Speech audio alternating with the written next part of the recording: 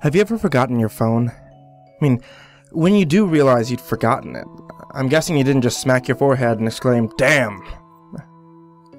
The realization probably didn't dawn on you spontaneously.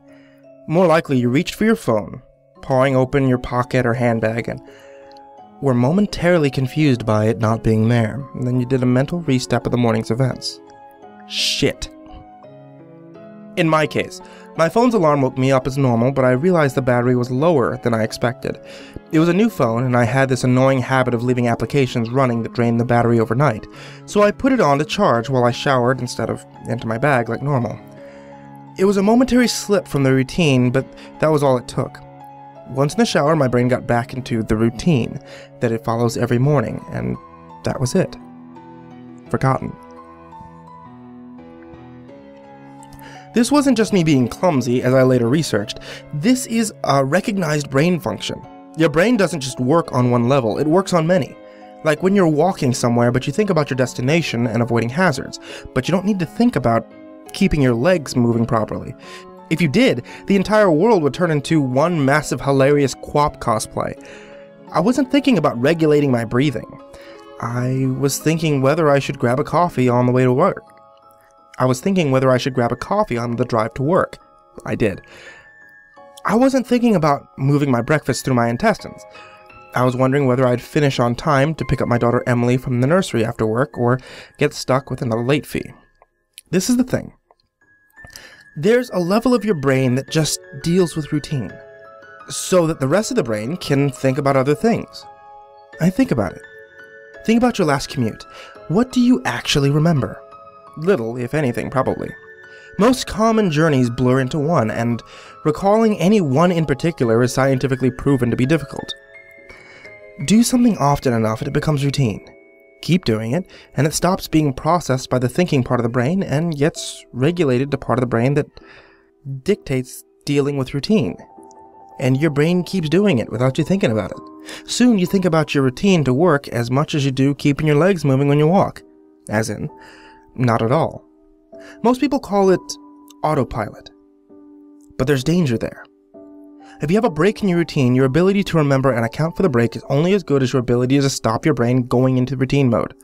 And my ability to remember my phone being on the counter is only as reliable as my ability to stop my brain entering morning routine mode, which would dictate that my phone is actually in my bag. But I didn't stop my brain entering routine mode. I got in the shower as normal. Routine started. Exception forgotten. Autopilot engaged. My brain was back in the routine. I showered, I shaved, the radio forecast amazing weather. I gave Emily her breakfast and loaded her into the car. She was adorable that morning. She complained about the bad sun in the morning blinding her and saying it stopped her having a little sleep on the way to the nursery. And we left. And that was the routine. It didn't matter that my phone was on the counter, charging silently. My brain was in the routine, and in the routine, my phone was in my bag. This is why I'd forgotten my phone. Not clumsiness, not negligence, nothing more. My brain entering routine mode and overriding the exception. Autopilot engaged. I left for work.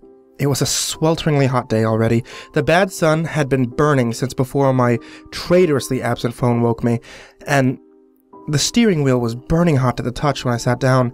I think I heard Emily shift over behind my driver's seat to get out of the glare. But I got to work, submitted my report, attended the morning meeting. It's not until I took a quick coffee break and reached for my phone that the illusion was shattered. I did a mental restep. I remembered the dying battery. I remembered putting it on to charge.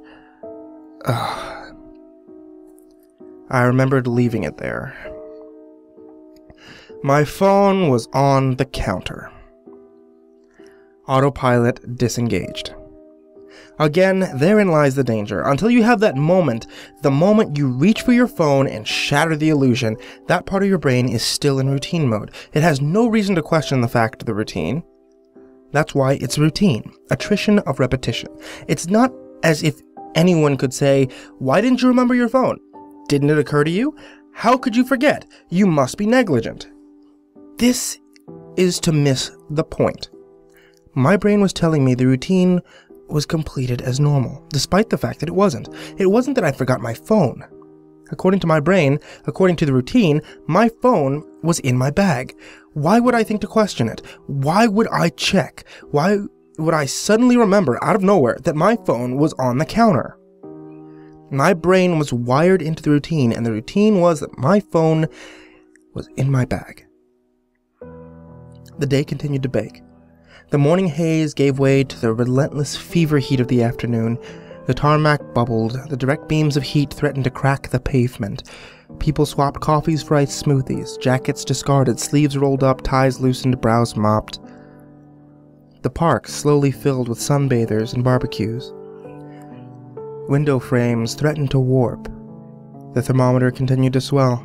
And thank fuck the offices were air-conditioned. But as ever, the furnace of the day gave way to a cooler evening. Another day, another dollar. Still cursing myself for forgetting my phone, I drove home. The day's heat had baked the inside of the car, releasing a horrid smell from somewhere. And when I arrived on the driveway, the stones crunched comfortably under my tires. My wife greeted me at the door. "Where's Emily?" "Oh, fuck!"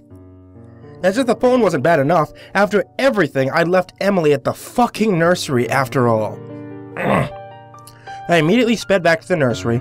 I got to the door and started practicing my excuses, wondering vainly if I could charm my way out of a late fee. I saw a piece of paper stuck to the door. "Due to vandalism overnight, please use side door today only."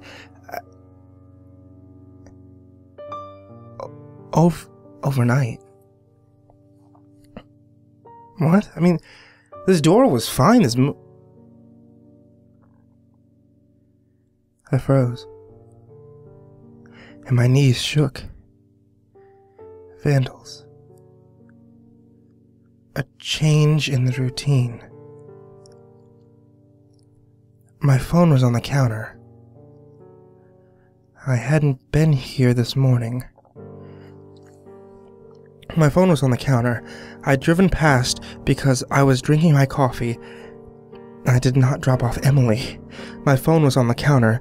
She moved her seat. I hadn't seen her in the mirror. My phone was on the counter. She'd fallen asleep out of the bad sun. She didn't speak when I drove past her nursery. My phone was on the counter. She'd changed the routine. My phone was on the counter. She changed the routine, and I'd forgotten to drop her off. My phone was on the counter. 9 hours. That car, that baking sun, no air, no water, no power, no help. That heat. A steering wheel too hot to touch. That smell. I walked to the car door. Numb. Shock. I opened the door.